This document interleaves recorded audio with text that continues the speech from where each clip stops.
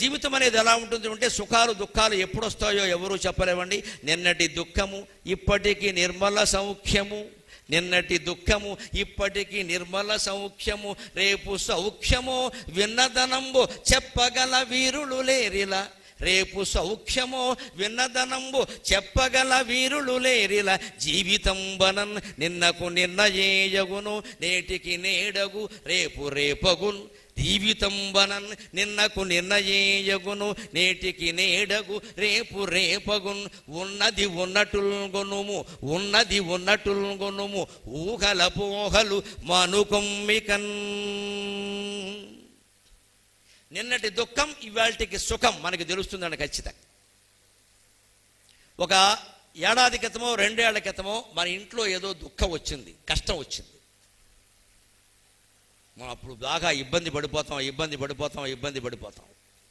కానీ ఓ ఏడాదో 2 ఏళ్ళు గడిచాక మనకు అనిపిస్తుంది, ఉదాహరణ చెబితే బాగుండదు కానీ ఆ కష్టం రావడం వల్లే మనం బాగా రాటు తేలాం. ఉదాహరణకి ఇవాళ కుర్రాళ్ళకి ఉద్యోగాలు ఎవరి శాశ్వతంగా లేవండి. ఉద్యోగం పోయిందనుకోండి, సాఫ్ట్వేర్ కంపెనీ వాడు ఎవడో ఏమయ్యా మేము కొత్త ప్రాజెక్ట్ పెడుతున్నామయ్యా, బడ్జెట్ లేదయ్యా, అందుకని నువ్వేమనుకోద్దయ్యా, your services are not required అని అన్నాడు అనుకోండి. ఈ కుర్రాడు ఇంటికి వచ్చి ఏడుస్తూ ఉంటాడు, నాన్న నా ఉద్యోగం పోయింది. వీడికి ఎవడో మేనమామో మేనత్త కొడుకో ఉంటాడు, వాడికి వీడు బాగుండడం ఇష్టం లేదు. వాడు వచ్చి అంటాడు వెంటనే, మీ నాన్న కూడా ఇంతేరా, మీ ఇంట్లో అందరూ ఇంతేరా, ఏమిటో మీ జాతకం రా బాబు, ఇది రెచ్చగొట్టేస్తాడు మొత్తం. అక్కడ మొత్తం ఊళ్ళో వాళ్ళందరికీ ఉద్యోగాలు పోయినట్టే.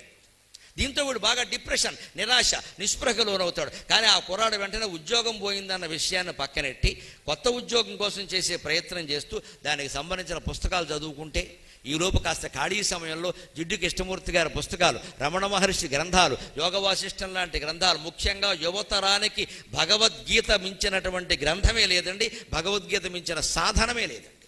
ఆ భగవద్గీత చదువుకుంటే చదవరండి. ఇక్కడ కూర్చుని ఫోన్లో మాట్లాడతాడు, వాడితో మాట్లాడతాడు. నేను అనవసరంగాను జావా కోర్సులో చేరాను రా, జావా కాకుండా లావాలో చేరుంటే బాగుండదు. లావా అంటే అగ్నిపర్వతం. ఇదే చర్చ. చీర ఊరుకోరాదా, పోయింది కదా, ఇప్పుడు చేరరాదా కావాలంటే ఇదే డిస్కషన్. పైగా నాకు ఉద్యోగం పోయింది 3 నెలలు అయింది. 3 నెలలు ఉద్యోగం లేకుండా ఉండవా? మా చిన్నతనంలో 30 ఏళ్ళు ఉద్యోగాలు లేకుండా అరుగులు అరగొట్టేసిన వాళ్ళని చూసాం మేము. అరుగులు అరగొట్టేయడమే మొత్తం కూర్చుని పేకాడేసి ఉన్నారా, ఏమనలేదు అక్కడ. దాని గురించి అంత కంగారు పడక్కల. దాని గురించిన పుస్తకాలు చదువుతూ ధ్యానం చేసుకుంటూ భగవద్గీత చదువుకుంటూ ఉంటే జీవితానికి ఉపాయాలు కనపడతాయి ఖచ్చితంగా. భగవద్గీత చదివితే భగవద్ అనుగ్రహం కలగడం కాదండి, అందులో ఉపాయాలన్నీ ఉన్నాయండి. దేన్ని తట్టుకోవాలో ఉన్నాయండి. తుల్య నిందాస్తుతిర్మౌని సంతుష్టో ఏన కేనచిత్ యో నహృష్యతి నద్వేష్టి నశోచతి నకాంక్షతి. ఎవడు దేనికి ఎక్కువగా పొంగిపోడో, దేనికి ఎక్కువగా కురింగిపోడో అటువంటి భక్తుడంటే నాకు చాలా ఇష్టం అన్నాడు. అది చదవగానే వెంటనే ఆచరణలో పెట్టాలి. ఉద్యోగం పోయింది, కురింగిపోవద్దు. మళ్ళీ వచ్చింది, పొంగిపోవద్దు. మనం కాస్త కృంగిపోవడం మొదలెట్టామంటే బంధువులో మిత్రులో ఎవరో వస్తారు, వాళ్ళు కొంతమందికి మనం బాగుండడం ఇష్టం ఉండదు. నీ జాతకం ఇంతేరా, నువ్వు తుఫాను వచ్చినప్పుడు పుట్టావురా, నేను చెప్పాను మీ నాన్నకి. అప్పుడు ఈయన చెప్పిన మాట నిజమైందని ఈయనకి ఆనందమే తప్ప వాడు ఉద్యోగం పోయింది అనే దుఃఖం లేదండి ఈ పెద్ద మనిషికి. బంధువుల్లో ఇటువంటి రాక్షసులు చాలామంది ఉంటారు. పెట్టేస్తాడు పెంట అక్కడ, వీడు బాగుండకపోవడమే వాడికి కావాలి. ఇవేవీ నమ్మకుండా మనం దానికి సాధన చేసుకున్నట్టయితే అదే సమయంలో మళ్ళీ ఉద్యోగాన్ని సంపాదిస్తాం ఖచ్చితంగా. అందుకని చెబుతున్నాను, నిన్నటి దుఃఖం ఇవాళకి కోసం. ఎందుకంటే ఈ ఉద్యోగం లేనివాడు 1 ఏడాది గట్టిగా ప్రయత్నం చేస్తే మంచి కంపెనీలో ఉద్యోగం వచ్చిందని కూడా అప్పుడు అనిపిస్తుందంటే అది పోబట్టే కదా ఈ ప్రయత్నం చేశాం, ఈ ప్రయత్నం చేయబట్టే కదా ఇది వచ్చింది. అందులో 50,000గా, ఇందులో 1,00,000 కదా, అందులో నేను ఊరికే మామూలు గుమాస్తాని, ఇందులో టీమ్ లీడర్ని, రేపొద్దున మేనేజర్ అవుతా. అసలు ఆ ఉద్యోగం పోకపోయి ఉంటే ఈ ప్రయత్నం చేసేవాడిని కదా అనుకుంటాడు. అంటే నిన్నటి దుఃఖం ఇప్పటికి సుఖమైందా లేదా? ఖచ్చితంగా. అది పోకపోతే చేస్తామండి. నాకు 92లో ఎక్కడో ప్రభుత్వ ఉద్యోగం, ఒక విశ్వవిద్యాలయంలో రావలసిన ఉద్యోగం, ఇంటర్వ్యూకి వెళ్ళాక మీకు వచ్చేలా ఉంది అని మిత్రులు తెలియపరిచినా కూడా, తర్వాత నాకు కార్డు వచ్చినా కూడా, తర్వాత రిజర్వేషన్ రోస్టర్లో తేడా వచ్చిందని మొత్తం 270 మంది ఉద్యోగాలు రద్దు చేశారు. అందులో నేను కూడా ఒకండి. 93లో మాట. నా ఉద్యోగం కూడా, వచ్చిన ఉద్యోగం పోయిందండి. విశ్వవిద్యాలయంలో యూనివర్సిటీ ప్రొఫెసర్గా ఉండి 2 లక్షల జీతం తీసుకుని 1,00,000 రూపాయల పెన్షన్తో ఉండవలసిన మాట. కానీ ఆ రోజు నాకు కాళిదాసు కుమార సంభవం తీసి చదువుకున్న మనస్సు బాగుంటుంది కదని అందులో నాకు ఒక ఉపాయం కనపడింది. హిమాలయ పర్వతాల్లో వేటాడడానికి వెళ్ళారు కిరాతులు. అక్కడ సింహాలు వేటాడతారు. సింహాలు ఎలా వేటాడతారు అంటే, సింహం ఏనుగును చంపి చీలుస్తుంది. దాని గోళ్లల్లో ముత్యాలు ఉంటాయి. ఎందుకంటే సింహం ఏనుగు కుంభస్థలంలో ముత్యాలు ఉంటాయి. ఈ గోడతో చీల్చినప్పుడు దాని గోడల్లో ముత్యాలు చేరుకుంటాయి. అది కింద నడిచి పెడుతుంది. నడిచి వెళ్ళినప్పుడు నెత్తుటి మరకల కింద అంటుకుంటాయి. అందుకని కిరాతులు ఏం చేస్తారు, నెత్తుటి మరకల అడుగులు, సింహం అడుగులు చూసి అదిగో సింహం అడుగులు, నెత్తుటి మరకల అడుగులు ఉన్నాయి, అందువల్ల ఈ దారిలో సింహం వెళ్ళింది అనుకుంటారు. ఆ రోజున బాగా మంచు కురిసిందిట.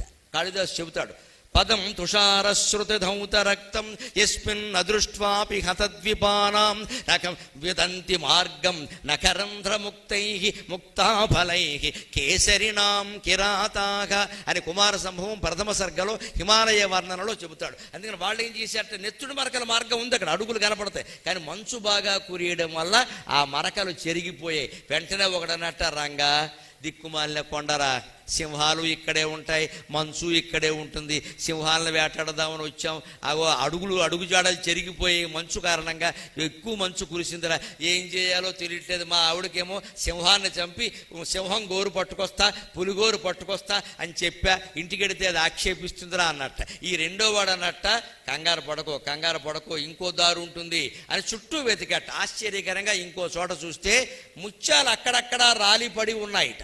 హిమాలయాల్లో ముత్యాలు ఎందుకు ఉంటాయండి? ముత్యాల దండలు ధరించి ఆడవాళ్ళు ఎవరు అక్కడికి వెళ్ళరుగా. ముత్యాలు ఎందుకు ఉంటాయండి అసలు హిమాలయాల్లో? ఏనుగు కుంభస్థలంలో ముత్యాలు ఉంటాయి. అది దాని కుంభస్థలాన్ని చీల్చినప్పుడు నెత్తురుతో పాటుగా ముత్యాలు కూడా గోళ్లల్లో ఇరుక్కుంటాయి. ఎందుకు ఇరుక్కుంటాయి? సింహం గోళ్ళు ఎలా ఉంటాయి? వంకర టింకరగా ఉంటాయి. ఎందుకని? దానికి ఇంతవరకు నెయిల్ కటింగ్ తెలియదు, దాని నెయిల్ కటింగ్ చేసే మొగాడు ఇంకా పుట్ల.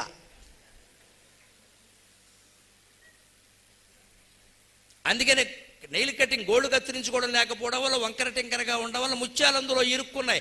ఆ ఇరుక్కున్న గోళ్లతో నేల మీద నడిచింది. మంచు కారణంగా మంచు అందులోకి చేరింది, కురిసిన మంచే. ఆ మంచు కారణంగా ముత్యాలు బయట జారిపడ్డాయి. అంటే ఏ మంచు కారణంగా నెత్తుటి మరకలు చెరిగిపోయాయో ఆ మంచు కారణంగానే ముత్యాలు కూడా జారిపడ్డాయి. అందుకని ఏ ఉద్యోగం పోయిందని మనం బాధపడుతున్నామో ఆ పోయిన కారణంగానే మనం గొప్ప ఉద్యోగాన్ని సంపాదించగలుగుతాం ఖచ్చితంగా. అది వెంటనే వాడు అన్నట్ట, ముత్యాల మార్గం ఉందిరా ఇక్కడ, నెత్తుటి మరకల మరకెందుకు రానట అంటే, చెరిగిపోయింది నెత్తుటి మరకల మార్గం, నీకోసం తెరిచి ఉన్నది ముత్యాల మార్గం మిత్రమా. అది కాళిదాసు కుమార సంభవం. సంస్కృత కావ్యాలు ఎంత గొప్పవండి, మన కవులు ఎంత గొప్పవారని ఆశ్చర్యం. అమ్మ ఇంకో మాట సరదాగా చెబుతా, నా వ్యాఖ్యానం నాకు ఉంటుంది కదా, నాకు చమత్కారం అలవాటు. నెత్తుటి మరకల మార్గంలో వెడితే సింహం దొరుకుతుందో లేదో చెప్పలేము, సింహానికి వీడే దొరకచ్చు. కానీ ముత్యాల మార్గంలో వెడితే సింహం దొరక్కపోయినా 4 ముత్యాలైనా దొరుకుతాయి, పట్టుకెళ్ళి ఇస్తే ఆడవాళ్ళు సంతోషిస్తారు బ్రహ్మాండంగా. నా ముత్యాల మొగుడు, నా రత్నాల మొగుడు అంటారు. ఈ నెత్తుడి మరకల మొగుడు ఎవడికి కావాలి? ఇది పాజిటివ్ థింకింగ్, ఆశావాదం. ఇప్పుడు చెప్పండి, మన పురాణ సాహిత్యం కానీ, మన వేదాంతం కానీ, మన ఏదైనా గ్రంథాలు కానీ జీవితానికి ఎంతో ఉపయోగపడతాయి. రెండో దారి ఉంది. వివాహ బంధాలు విఫలమవుతున్నాయి, విద్యలో విఫలమవుతున్నారు, ఉద్యోగాల్లో విఫలమవుతున్న వాళ్ళందరికీ మీరు నా మాటగా ఈ మాట చెప్పండి ఖచ్చితంగా. రెండో దారి ఉంది, ముత్యాల దారి ఉంది, కంగారు పడకు, నీ జీవితం బాగుంటుంది అని ఆశావహ దృక్పథంతో ఆలోచించాలి. అందుకే నిన్నటి దుఃఖము ఇప్పటికి నిర్మల సౌఖ్యము, రేపు సౌఖ్యమో విన్నది చెప్పగల వీరులు లేరల. జీవితం బనన్ నిన్నకు నిన్నయేయగును, నేటికి నేడగు, రేపు రేపగును. జీవితాన్ని ఎప్పటికప్పుడు వర్తమానంగా తీసుకోవాలి.